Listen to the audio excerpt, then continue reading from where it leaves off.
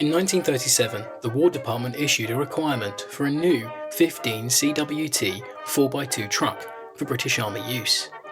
A number of manufacturers entered vehicles for trials. Vauxhall produced the Bedford MW for the trial, and the vehicle proved successful, winning the approval of the War Office. This ushered in a 50-year partnership between the British Army and Bedford Trucks, a company that, for reasons that will be made clear later, is very close to my heart in more ways than one. The Bedford MW was put into service by the British Army in 1939. The versatile 2-ton lorry was used by the BEF in France in 1940, with many of them having to be left in France as the British evacuated. German troops captured intact MWs for their own use, even rebuilding them from parts in some cases.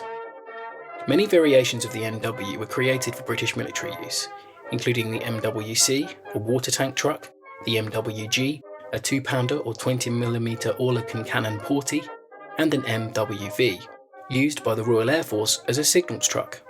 During the course of the war, more than 66,000 MWs were produced by the Luton-based company. Bedford soon turned their civilian and commercial model trucks, the OX and OY, onto military service. These trucks were mainly used as troop transports and for other purposes. Over 96,000 of these models were rolled out for service across the duration of the war. As well as producing trucks for the Army, the Vauxhall plant at Luton also helped produce parts for Churchill tanks, steel helmets, RP-3 rockets, and even produced a 120 bhp tank engine that was developed and tested and put into production in just 89 days. The industrial might and importance of Vauxhall and their Bedford factories' wartime efforts was not lost on the German High Command. Captured Luftwaffe maps from 1945 showed known locations of factories and had been marked as prize targets for German bombers. However, Bedford were not beaten by the Luftwaffe.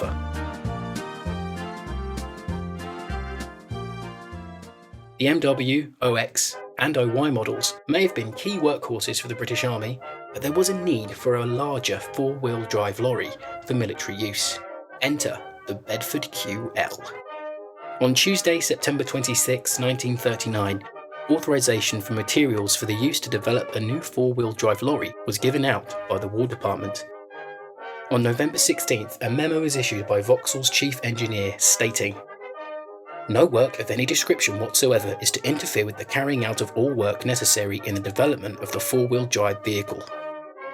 After a series of testing and trials, the QL was put into full production in February 1941, with the official War Office designation of the QL being Lorry 3-ton 4x4 Bedford.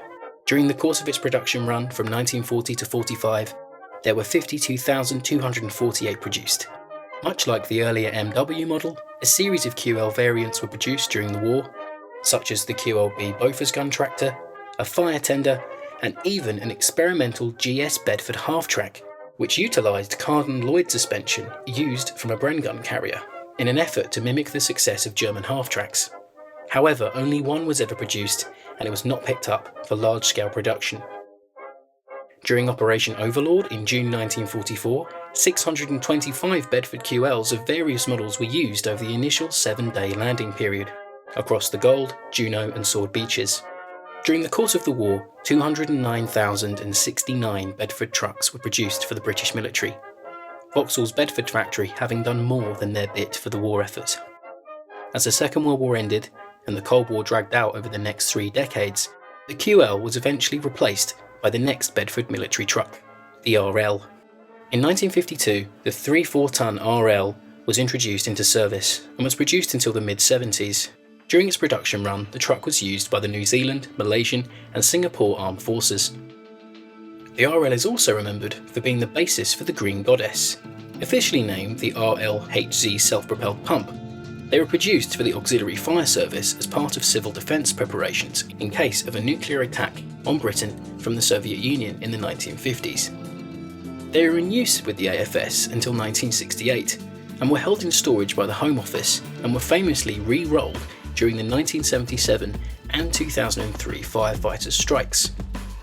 I distinctly remember seeing some on the streets during Operation Fresco in 2002 and 2003. If you dial now and for the next 48 hours, you'll get something like this.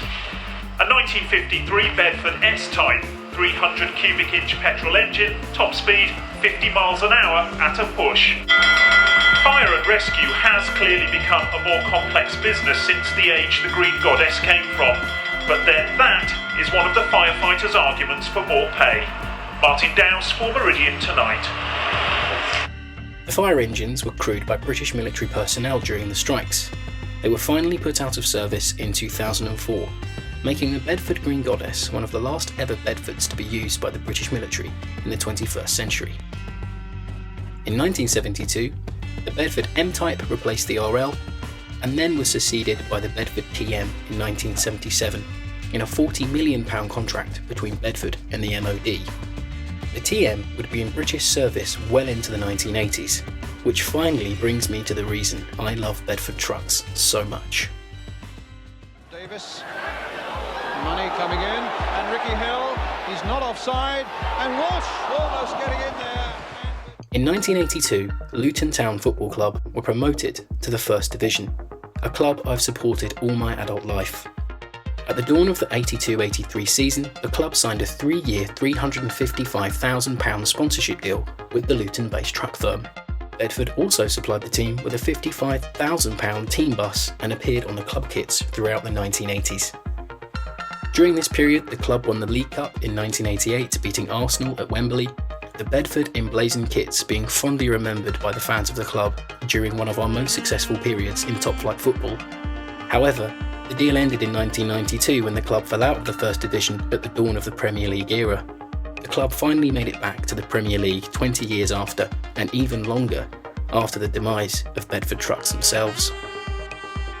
In 1989, Bedford Trucks lost their partnership with the British Army, being beaten in a £155 million deal by Preston-based competitor Leyland DAF.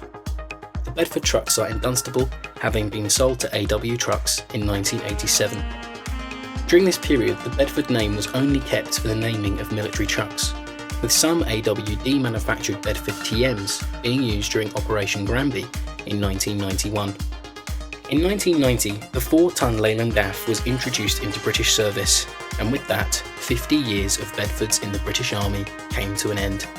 However, some Bedford TMs were still in Army use in 2007, when they were replaced by the MAN HX-58. And just before we finish, Bedfords have a strange knack of getting blown up in war films. Eddie fans, look away now.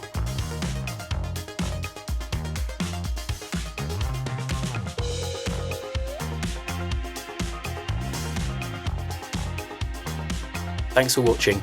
I hope you enjoyed this roundup of Bedfords in the British Army. Don't forget to subscribe and share, and I'll catch you again soon.